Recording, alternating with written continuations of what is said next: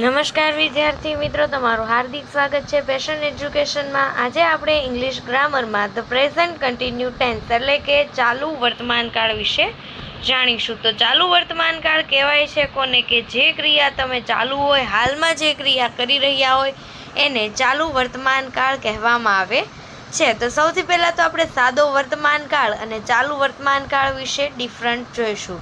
તો પહેલું છે પાર્થ ડ્રો પિક્ચર, એટલે કે પાર્થ પિક્ચર ડ્રો કરે છે। પાર્થ ઇઝ ડ્રોઈંગ પિક્ચર, તો પાર્થ ચિત્ર દોરી રહ્યો છે। તો તમે અહીંયા જુઓ કે પહેલું જે છે સાદો વર્તમાનકાળ છે એમાં ડ્રોઝ થઈ ગયું છે અને એના પછી જે ઇઝ ડ્રોઈંગ એટલે કે આઈએનજી લાગી ગયેલું છે। એ જ રીતે અહીંયા બીજી એક્ઝામ્પલ આપેલું છે જેમાં ઇન શોર્ટ તમે ટૂંકી રીતે એમ કહી શકો કે બોલતી વેળાએ જે ક્રિયા ચાલુ છે, તમે એટ ધેટ ટાઈમ જે ક્રિયા કરી રહ્યા છો તે ક્રિયાને ચાલુ વર્તમાનકાળ કહેવામાં આવે છે।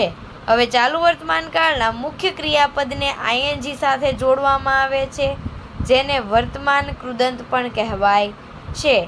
જેમ કે રાઇટ, તો રાઇટિંગ, અહીંયા જો ક્રિયાપદને અંતે ઈ હોય તો ઈ કાઢી અને આઈએનજી લગાવવામાં આવે છે।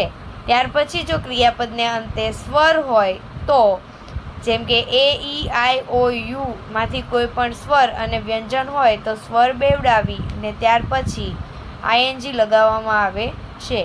ક્રિયાપદને અંતે બે સ્વર હોય તો આઈએનજી એમનેમ જ મૂકી દેવામાં આવે છે। અહીંયા એના કેટલાક રૂપો જોઈએ કે સ્ટેન્ડ તો standing, walk, walking, laugh, laughing. ટૂંકમાં સાદો વર્તમાનકાળ અને ચાલુ વર્તમાનકાળ બંનેમાં એટલો જ ડિફરન્ટ છે। સાદો વર્તમાનકાળ એટલે સનાતન સત્ય વસ્તુઓ હોય છે અને ચાલુ વર્તમાનકાળ હોય છે એને જે ક્રિયા શરૂ હોય તેને ચાલુ વર્તમાનકાળ કહેવામાં આવે છે।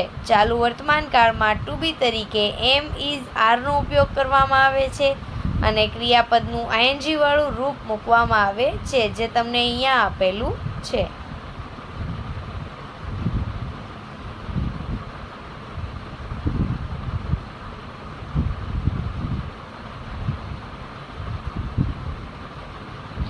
અહીંયા તમને પ્રશ્નાર્થ વાક્ય અને યસ નોમાં ઉત્તર કઈ રીતે આપવા તે કીધેલું છે। જેમ કે આકાશ ઇઝ સ્વિમિંગ, આકાશ સ્વિમિંગ કરે છે તો ઇઝને પહેલાં લઈ લેવાનું, આકાશને પછી વાક્ય બેઠું। પ્રેઝન્ટ ટેન્સ છે તો એના પ્રશ્નના ઉત્તર કઈ રીતે આપવા? હુ ઇઝ પ્લેઇંગ ચેસ, તો હુની જગ્યાએ શું લખી દેવાનું? નામ। દીપક ઇઝ પ્લેઇંગ ચેસ। ત્યાર પછી વોટ એટલે શું, તમે જે કામ કરી રહ્યા હોય તે। What is Sanjay reading, Sanjay is reading a poem. What are they doing, they are flying kite. Where are the children playing, the children are playing in the garden. When is father coming home, father is coming at 6 o'clock। અહીંયા vote એટલે શું થશે, જ્યારે વેર એટલે ક્યાં થશે એટલે કે સ્થળ દર્શાવવાનું રહેશે અને વેન એટલે સમય। વિચ એટલે કઈ વસ્તુ, કોઈ વસ્તુ હોય તો તે। હાઉ મેની એટલે કેટલા, તો કેટલા છે 1 2 3 4 5 8। ત્યાર પછી અહીંયા એક્સરસાઇઝ આપેલી છે।